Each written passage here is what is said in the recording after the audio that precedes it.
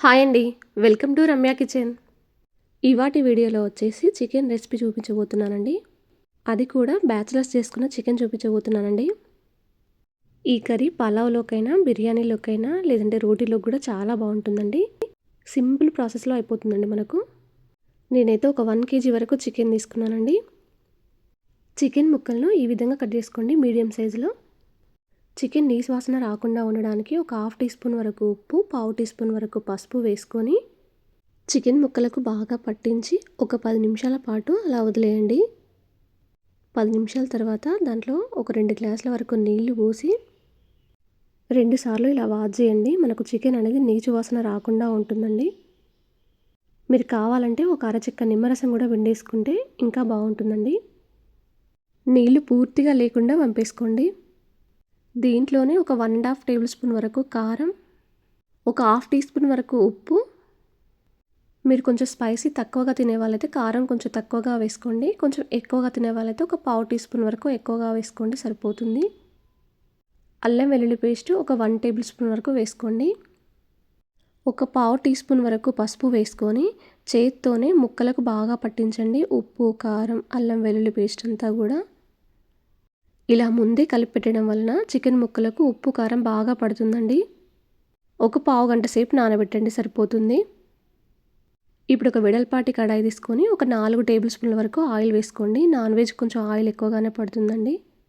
దీంట్లోనే బిర్యానీ ఆకు, ఒక 4 మిరియాలు, 2 ఇలాచీలు, ఒక 3 లవంగాలు, చిన్న సైజు దాల్చిన చెక్క ముక్క వేసుకొని మసాలాలన్నీ కూడా పోపులో మంచిగా వేగిన తర్వాత ఒక 2 ఆనియన్స్ చిన్న చిన్న ముక్కలుగా కట్ చేసుకొని దీంట్లో వేసుకోండి. ఆనియన్స్ వేసుకున్న తర్వాత ఒకసారి లైట్గా కలిపేసుకొని ఒక 4 పచ్చిమిర్చి కూడా ఇలా పొడుగ్గా కట్ చేసుకొని వేసుకోండి. ఈ పోపులోనే ఒక 1/2 టీ స్పూన్ వరకు అల్లం వెల్లుల్లి పేస్ట్ కూడా వేసుకోండి. అల్లం వెల్లుల్లి పేస్ట్ పచ్చివాసన పోయేంత వరకు వేయించిన తర్వాత కొద్దిగా పుదీనా కూడా వేసుకొని పచ్చివాసన పోయేంత వరకు వేయించి 1/2 టీ స్పూన్ పసుపు కూడా వేసుకోండి. పోపు అంతా మంచిగా వేగిన తర్వాత ఒక చిన్న సైజు టమాటా వేసుకోండి. టమాటా వేసిన తర్వాత ఒకసారి లైట్గా కలిపేసుకొని టమాటా మెత్తబడేంత వరకు మూత పెట్టేసేయండి. టమాటా మెత్తబడిన తర్వాత మనం మ్యాగ్నేట్ చేసుకున్న చికెన్ తీసుకొచ్చి దీంట్లో వేసేయండి. ఒకసారి మొత్తం కలిపేసుకోండి. మసాలాలన్నీ కలిసేలా కూడా పోపు అంతా కలిసేలా. చికెన్ ఒక 5 నిమిషాల పాటు మూత పెట్టేసుకొని మూత తీసిన తర్వాత ఒక అరకప్పు వరకు పెరుగు వేసుకోండి. నేను ఒక కేజీ చికెన్ చెప్తున్నానండి. ఒక 1/2 కేజీ చికెన్ అయితే మాత్రం ఒక 2 టేబుల్ స్పూన్ల వరకు పెరుగు వేసుకోండి సరిపోతుందండి. పెరుగు వేసిన తర్వాత మొత్తం కలిపేసేయండి ఒకసారి. మరొక 2 నిమిషాలు మూత పెట్టి తీసిన తర్వాత దీంట్లో 1/2 టీ స్పూన్ వరకు గరం మసాలా, ఒక 1 టేబుల్ స్పూన్ వరకు ధనియాల పొడి వేసుకోండి.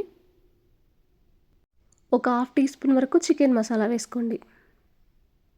ఇప్పుడు మసాలాలు అన్నీ కలిసేలా ఒకసారి మళ్ళీ అంతా కలిపేసుకోండి ఒకసారి. ఇప్పుడు ఒక 10 నిమిషాల పాటు మూత పెట్టండి సరిపోతుంది. మీకు టమాటా వేయడం ఇష్టం లేకపోతే స్కిప్ చేయొచ్చండి. టమాటా వేయకపోయినా కూడా బాగుంటుంది. 10 నిమిషాల తర్వాత మూత తీసి ఒక గ్లాస్ వరకు వాటర్ పోసి మరొక 5 నిమిషాల పాటు మూత పెట్టేసుకోండి.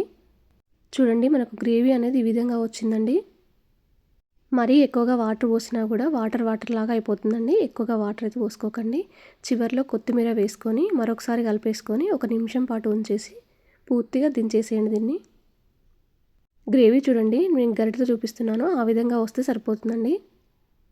మీకు దించిన తర్వాత కర్రీ అనేది ఈ విధంగా ఉంటుందండి. చాలా బాగుంటుందండి ఈ విధంగా కూడా కర్రీ. ఎప్పుడూ ఒకే రకంగా కాకుండా ఇలా ఒకసారి వండి చూడండి. రోటీలోకైనా ప్లెయిన్ రైస్లోకైనా ఈ కర్రీ చాలా బాగుంటుందండి. ఈ రెసిపీ మీకు నచ్చినట్టయితే మీ ఫ్రెండ్స్కి, రిలేషన్కి షేర్ చేయండి. ఒకవేళ మీరు ఈ రెసిపీ ట్రై చేస్తే ఎలా వచ్చిందో నాతో షేర్ చేసుకోవడం మాత్రం మర్చిపోవద్దండి.